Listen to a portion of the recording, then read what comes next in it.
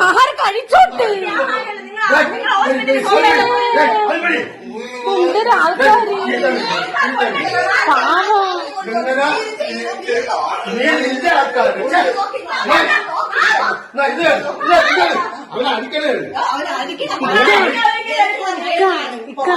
അല്ലേട്ടാ ഇതിപ്പോ ഈ അവസരം നമ്മൾ ചോദിച്ചപ്പോ രാവിലെ ഭക്ഷണം കഴിച്ചിട്ടില്ല. അല്ല ഞാനിപ്പോ ആണ് അറിയത്.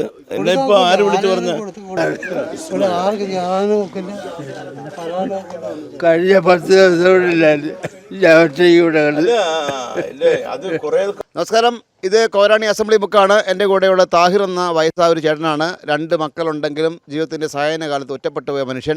ഇദ്ദേഹത്തിന് ചില ബന്ധുക്കൾ വിവരമറിയിച്ചതിനെ തുടർന്ന് ഞങ്ങളോട് എത്തിയത്. അപ്പോൾ ഞങ്ങൾ എന്തായാലും വീടിനകത്ത് കയറുന്നില്ല, അദ്ദേഹത്തെ വിളിച്ച് പുറത്തേക്ക് ഇറക്കിയിട്ടാണ് ഈ വാർത്ത ചെയ്യുന്നത്. അദ്ദേഹത്തിന് മതിയായ സംരക്ഷണം മക്കളുടെ ഭാഗത്ത് നിന്ന് ലഭിക്കുന്നില്ല എന്നാണ് പരാതി. ഇത് കാലങ്ങനമാ പൊള്ളിയത്. വെള്ളം വേണത്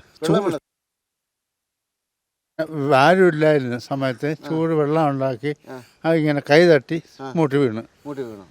ചികിത്സിക്കാനൊന്നും പോയില്ലേ? ചികിത്സിക്കാൻ പോയി. വലിയൊന്ന് ഹോസ്പിറ്റലിൽ പോയി കാണിച്ച് 5 ദിവസം കൊണ്ട് കാണിക്കുന്നു. എനിക്ക് ശ്വാസം മുട്ടുണ്ട്, കഴിക്കുന്നുണ്ട്. അത് കഴിഞ്ഞിട്ട് ഇവിടെ ഇതിൻ്റെ ഇതുണ്ട്, ഈ സ്തംഭിതം പോലെ ഉണ്ട്. മക്കളെ നോക്കുന്നില്ലേ? ഒറ്റ മണിക്കൂടെ നോക്കല്ല. ഞാനുള്ള കാലത്ത് എല്ലാം ഉണ്ടാക്കി ഗർഭിണിണ്ടാക്കി. ഇപ്പോഴത്തെ മക്കളൊക്കെ കളഞ്ഞിട്ട് പോയി. എന്നും അതുപോലെ തന്നെ അപ്പുറം ഉള്ളവരൊക്കെയാണ് ഇവരൊക്കെ. ഇവർ പോലും തിരിഞ്ഞു നോക്കാൻ വയ്യ. 3ാമത്തെ അനിയനുണ്ടായിരുന്നു. കഴിഞ്ഞ മെനിഞ്ഞാന്ന് വന്നിട്ട് 2 ദോശ ഉണ്ടെന്ന് അത് പിടിച്ചു വെച്ച് ദൂരെ എറിഞ്ഞ്. ഒരു ഗതിയില്ല. ഭക്ഷണം കൊണ്ട് തരാൻ സമ്മതിക്കുന്നില്ല. ഒരു ഭക്ഷണം കൊണ്ട് കൊടുക്കാനും സമ്മതിക്കില്ല. അന്ന് വലിച്ച് വെള്ളി ഇറങ്ങിയിട്ട് സ്ത്രീയൊക്കെ വിളിച്ച് അങ്ങനെ പുള്ളി ഇറങ്ങിപ്പോയി. ഇത് പുള്ളി സ്വന്തമായിട്ട് വെള്ളം തിളപ്പിച്ചുകൊണ്ടല്ല, അവർ ഈ പുള്ളി കിടന്ന് തുടങ്ങിയപ്പം തിളപ്പിച്ചുകൊണ്ട് ഒഴിച്ചു കൊടുത്താ എന്നാണ് പറയണത്. എനിക്കറിയില്ല, ഞാൻ ഉറക്കത്തിലായിരുന്നു. പുറകെ കിടന്നപ്പോൾ ഒഴിച്ചു കൊടുത്താണ് വെള്ളം. സൗദിയിലൊക്കെ കിടന്ന് ഒരുപാട് വർഷങ്ങൾ കഷ്ടപ്പെട്ടു. ഇവിടെ ആ വസ്തു ഇല്ലാത്തതുകൊണ്ട് എനിക്ക് ആവശ്യമുള്ള വസ്തു ഉണ്ടായിരുന്നു. ഞാൻ അതെല്ലാം എഴുതി ഇവർക്ക് വേണ്ടി തന്നെ കൊടുത്തു. മൂത്ത മോൻ MBA-കാരനാണ്, മോൾ MSc-ക്കാരനാണ്. അത് കഴിഞ്ഞിട്ട് ഇതെല്ലാം കഴിഞ്ഞ് ഒക്കെ ആയി. ഒടുവിൽ അവരെല്ലാം നല്ല ലെവലിലായി എന്നെ അങ്ങ് വിട്ടങ്ങ് പോയി. ഇതാണ് ഇതിലുള്ള സ്റ്റേജ്. ഇങ്ങനെയാണെങ്കിൽ ഈ ഭക്ഷണം നാട്ടുകാർ ഭക്ഷണം പോലും കൊണ്ടുതരാൻ സമയം, നാട്ടുകാർ പോലും ഭക്ഷണം കൊണ്ടുവരാൻ സ്റ്റേജിലിരിക്കുകയാണ്. ഇയാൾ ഭക്ഷണം കൊടുത്തപ്പോഴത്തേക്കാണോ ചീത്ത വിളിച്ചത്? അല്ല, എൻ്റെ സഹോദരനാണ്, പുള്ളിക്കാരൻ്റെ സഹോദരൻ. ഇവരുടെ ആരും വേണ്ടെന്ന് പറഞ്ഞ്. ആരും ഭക്ഷണം വേണ്ടെന്ന് ആരും വേണ്ടെന്ന് പറഞ്ഞു. ആര് പറഞ്ഞു? ഞാൻ പറഞ്ഞ് മറ്റ് മക്കളും മരുമക്കളും ആരും വേണ്ടെന്ന് പറഞ്ഞു. കാരണം ഒരു പ്രശ്നം ഉണ്ടാക്കി കഴിഞ്ഞാൽ തോന്നുന്ന നേരം വേണ്ട. അങ്ങനെ ആർക്കും ഇതിനകത്ത് കയറാൻ വയ്യാത്ത രൂപത്തിലായിപ്പോയി. 11 വർഷം കൊണ്ട് അവർ എന്നെ സ്വന്തമായിട്ട് കഴിയാണ്. ഭാര്യയുണ്ട്, മക്കളുണ്ട്, എല്ലാം. ഭാര്യ ഇവിടെ ഉണ്ട്. എല്ലാവരും രാത്രി ഇവിടെ വരും. രാവിലെ വണ്ടി എടുത്തങ്ങ് പോകും, ഭാര്യയും മോളും കൂടെ. എവിടെ പോകണം? എത്രയോ ദിവസം കൊണ്ട് ഇന്ന് ദിവസം ഒരു ഭാഗം അടിച്ചിട്ടില്ല. ഒരു ഭാഗം കഴിച്ചിട്ടില്ല. വേണ്ട വേണ്ട വേണ്ട, വിശപ്പ് വേണ്ട, വിശപ്പില്ല, വേണ്ട.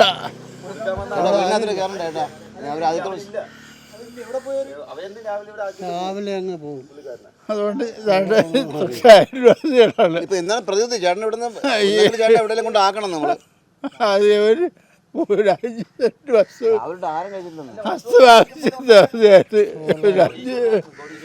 അതായത് ആവശ്യമുള്ള സൃഷ്ടിക്കുന്നുണ്ട്. അതായുള്ള എല്ലാ സ്ഥലങ്ങളും ഉണ്ടല്ലോ. പക്ഷേ ഇതെല്ലാം വിട്ട് കാറ് മേടിച്ചു കൊടുത്ത് നോക്കാം. അത് അവർ കളഞ്ഞിട്ട് പോയി.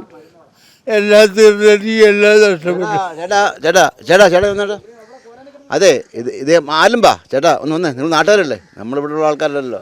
ചേട്ടാ, ഇദ്ദേഹം രാവിലെ ഒന്നും കഴിച്ചിട്ടില്ലെന്ന് പറയുന്നു. എന്തെങ്കിലും ആഹാരം വാങ്ങിച്ചു കൊടുക്കും. എനിക്ക് വിശപ്പില്ല.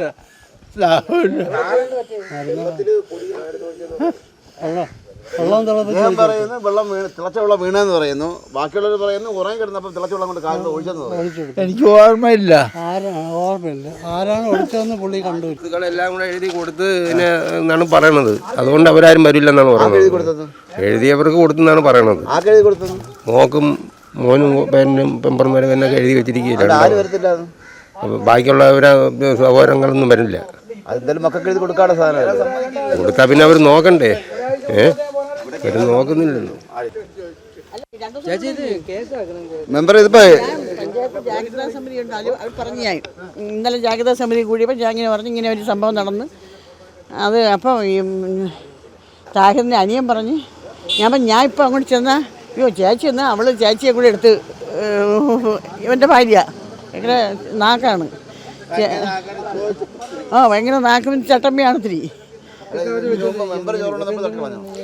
ഞാനല്ല അനിയൻ, ഞാൻ കൊണ്ടുവന്നു. ഞാനല്ല കൊണ്ടുവന്നത്, അനിയൻ.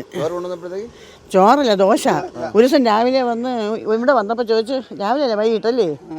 രാവിലെ എൻ്റെ അവിടെ വന്നത്, എൻ്റെ വീട്ടിൽ വന്നത് വൈകിട്ട് വന്ന് പറഞ്ഞു. ഞാൻ അവിടെ ചെന്നപ്പോഴേ ഇല്ല, ഇന്നലെയും കഴിച്ചില്ല. അങ്ങനെ അവനങ്ങ് സങ്കടം വന്ന് അവൻ്റെ വേറൊരു ചേട്ടൻ്റെ വീട് കുറച്ച് നെല്ലിവളമുക്കലുണ്ട്. അങ്ങനെ അവിടെ ചെന്ന് അവരോട് പറഞ്ഞ് ചേട്ടനല്ലേ, അപ്പോൾ ചേട്ടൻ്റെ ഭാര്യ മക്കളൊക്കെ അവിടെ ഉണ്ട്. ഇങ്ങനെ ആഹാരം കഴിച്ചില്ല എന്ന് വെച്ചാൽ അവൾ ദോശ കൊണ്ട് കൊടുക്കാൻ പറഞ്ഞു. അങ്ങനെ ദോശയും കൊണ്ട് ഇവിടെ വന്ന് കൊടുത്തപ്പോൾ അവൾ ഇവിടെ വെച്ച് കൊടുക്കാൻ ഒക്കില്ല. അത് ഞാൻ മൊബൈലിൽ താഹറിൻ്റെ ഭാര്യ മൊബൈലിൽ എടുത്തത് എന്നെ കാണിച്ചതാണ്. കാണിച്ചപ്പോൾ അതൊന്നും പറഞ്ഞതല്ല, പിന്നെ അതെന്നെ കാണിച്ചത്, അത് കണ്ടതാണ്. 1/2 മണിക്കൂർ അത് കണ്ടു. 1/2 മണിക്കൂർ കാണാൻ ഉണ്ടായിരുന്നത്. ആഹാരം കഴിച്ചോട്ടെ. ആൾക്കാര്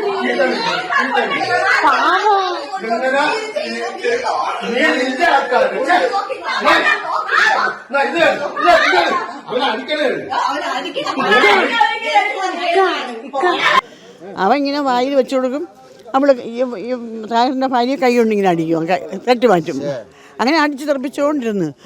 ഇവിടെ വെച്ച് കൊടുക്കാനില്ല. എൻ്റെ വീടാണ്, എൻ്റെ വീട്ടിൽ നിന്ന് വെളിയിറങ്ങണം, എൻ്റെ വീട്ടിൽ നിന്ന് വെളിയിറങ്ങണം പറഞ്ഞുകൊണ്ട് അവനെ വഴക്ക് പറഞ്ഞു. മെമ്പറെ ഒരു പരിഹാരം എന്താണ്? ഈ ഒരു മനുഷ്യനെ ഇങ്ങനെ വഴി കളഞ്ഞിട്ട് പോകാൻ തോന്നുന്നില്ല. അങ്ങനെ ഞാൻ പറഞ്ഞു അത് കേസ്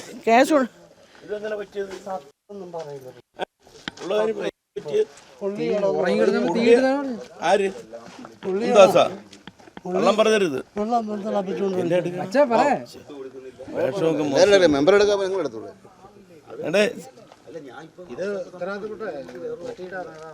അല്ല ഏട്ടാ, ഇതിപ്പോ ഈ അവസ്ഥ നമ്മൾ ചോദിച്ചപ്പോൾ ആരോട് ഭക്ഷണം കഴിച്ചില്ല. അല്ല, ഞാനിപ്പോ ആണ് അറിയത്. എന്നെ ഇപ്പൊ ആര് വിളിച്ചു പറഞ്ഞ? പ്രവീണ് വിളിച്ചു പറഞ്ഞു. എല്ലാ ദിവസവും അസംബ്ലിക്ക് വരുന്നതല്ലേ. ഞാൻ മുംതാസിനെ ഒന്ന് കാണട്ടെ. ഇല്ലേ, അവര് രാവിലെ വണ്ടി എടുത്തങ്ങ് പോകും. അതല്ല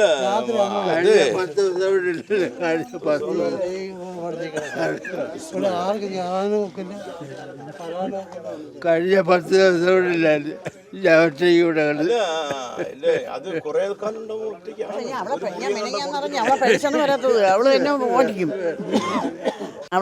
അല്ല, ഇതിനൊരു തീരുമാനം ഉണ്ടാകണ്ട ഏട്ടാ. കാരണം ഇദ്ദേഹത്തിന് വഴി കളഞ്ഞിട്ട് പോകാൻ എനിക്ക് തോന്നുന്നില്ല. അതുകൊണ്ടാണ്. കാരണം ആഹാരം വാങ്ങിച്ചു കൊടുക്കാന്ന് പറഞ്ഞിട്ട് ആഹാരം വേണ്ടാന്ന് പറയുന്നു. അത് തന്നെ മുംതാസിനൊന്ന് കാണട്ടെ. മുംതാസ് ഇപ്പോൾ ഇവിടെ ഇല്ലല്ലോ.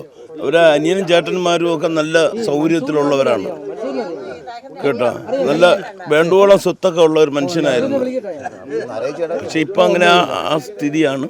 നമ്മളവര് സാഗറിനെയൊക്കെ ഒന്ന് കാണും. സാഗറൊക്കെ ഉണ്ട്. പിന്നെ തൊട്ടപ്പുറത്ത് ആഹാരം വാങ്ങിച്ചു കൊടുക്കാൻ പറ്റുമോ? വിശക്കണോണ്ടാ? ഞാൻ അടുത്തോണ്ട് കേട്ടാ വീട്ടിൽ പോയി വേണ്ടെന്ന് പറഞ്ഞാൽ പറ്റുമോ? ഇത് എന്തെന്നുള്ളതിന്റെ സത്യം പറയാ. പള്ളിയിൽ പോയിട്ട് ഇവിടെ ആളില്ലല്ലേ, അങ്ങനെ വെള്ളം എന്റെ കയ്യിൽ നിന്ന് വീണാണോ? കയ്യിൽ നിന്നല്ല കയ്യിൽ നിന്ന് വീണാണോ? നമ്മള് യാഥാർത്ഥ്യം പറയാവൂ. അറുതി വരുത്തണോ? അങ്ങനെ വയ്യാതായി ഹോസ്പിറ്റലിൽ പോയി കാണിച്ച് ഇവിടെ വന്ന് ഇവിടെ വന്നിട്ട് ഇവിടെ ആരും വേണ്ടിയില്ല. ഡയബറ്റിക് വരുമ്പോൾ ഭക്ഷണം ഇവിടെ നിന്നൊന്നും അല്ല കഴിക്കുന്നത്. അവർ കൊടുക്കുന്നില്ലല്ലോ. അതവൻ പറഞ്ഞാണ് അറിഞ്ഞ. മുംതാസുമായിട്ട് നല്ല പരിചയം അടുപ്പമൊക്കെ ഉള്ളതാണ്. ഒന്ന് സംസാരിച്ചു നോക്കാം. ചേർന്നിട്ട് അവളെ ആധിപത്യം കുറച്ചിട്ട് ഇദ്ദേഹത്തിന് അവിടെ ഒരു റൂമില്ല അല്ലെങ്കിൽ ഇതൊന്നും ഞങ്ങൾ അറിയുന്ന കാര്യം. ഇപ്പൊ ഈ പൊള്ളിയതിന് ശേഷം അവന്റെ കയ്യിൽ അത് തന്നെ പൊള്ളിയതിന് ശേഷം ഇവിടെ ഫുഡ് കൊണ്ടുവന്നു. ഫുഡ് കൊടുക്കാൻ വന്നപ്പോഴത്തേക്ക് ഒരു കാരണവശാലും ഫുഡ് കൊടുക്കാം, വേറെ ഒന്നും ഞാൻ പറഞ്ഞില്ല. അപ്പൊ ഇത്തിരി ഫുഡ് കൊടുക്കാൻ നേരത്തെ ഫുഡ് കൊടുക്കാൻ ഒക്കില്ലെന്ന് പറഞ്ഞു. അപ്പം ഒരു മനുഷ്യന്റെ അവസ്ഥ വായിൽ വെച്ചു കൊടുത്തത് തട്ടിക്കളയും. വീഡിയോ ഉൾപ്പെടെ ഉണ്ട്. വീഡിയോ എടുത്തെന്ന് പറഞ്ഞാൽ ഞാനും എന്റെ വൈഫും കൂടെയാണ് വന്നത്. വീഡിയോ എടുത്തില്ലെങ്കിൽ അവസാനം പറയുന്നത് എന്താണെന്ന് അറിയുമ്പോൾ ഞങ്ങൾ ഇവിടെ വന്ന് അടിയുണ്ടാക്കിയിട്ട് പോയെന്ന് പറഞ്ഞു. ചാച്ചിയെ കാണിച്ച്, ചാച്ചിയെ കൂടെ വാർഡ് മെമ്പർ എന്നുള്ള രീതിയിൽ ചാച്ചിയെ കാണിച്ച്, ചാച്ചി അറിയണം ഇതാണ് അവസ്ഥ എന്നുള്ളത്. അതല്ല, ഈ അവസ്ഥയിൽ ചേച്ചി വെളിയിൽ പോകാക്കൂല, അങ്ങനൊക്കെ അറിയാല്ല. വെളിയിൽ പോകാക്കാത്ത ഒരു മനുഷ്യന് ഇത്തിരി ഫുഡ് കൊണ്ട് കൊടുത്തവൻ പറഞ്ഞാണ് ഫുഡ് ഇവിടെ കൊടുക്കാൻ ഒക്കൂല. അതാണ്ട് ഈ ഇവിടെ ഇവിടെ വന്നാണ് ഞാൻ കൈ വരെ കഴിയോ ചോദിച്ചു നോക്കിയാൽ മതി. ഇത്തിരി കൈ കഴുകാൻ വെള്ളം ചോദിച്ചാൽ പറയാം ഇവിടെ വെള്ളമൊന്നുമില്ല. ഞാൻ ഇത്തിരി വായിൽ വെച്ച് കൊടുത്തു. എന്നിട്ട് ഇവരെ വീട്ടിൽ പോയി ഞാൻ കൈ കഴുകി, തൊട്ടടുത്ത വീട്ടിൽ. ഏതായാലും ഇത്രയും നാട്ടുകാർ കൂടിയിട്ടുണ്ട്. എന്നാൽ ഇവരാരും ഇദ്ദേഹത്തെ കൈവിടില്ല എന്നൊരു ഉറപ്പ് ഞങ്ങൾക്കുണ്ട്. ഇസ്മേസിനുണ്ട് ക്യാമറമാൻ അരുൺ സാഗറിനൊപ്പം ശ്രീജിത്ത് മാരാർ സൈനിങ് ഓഫ്.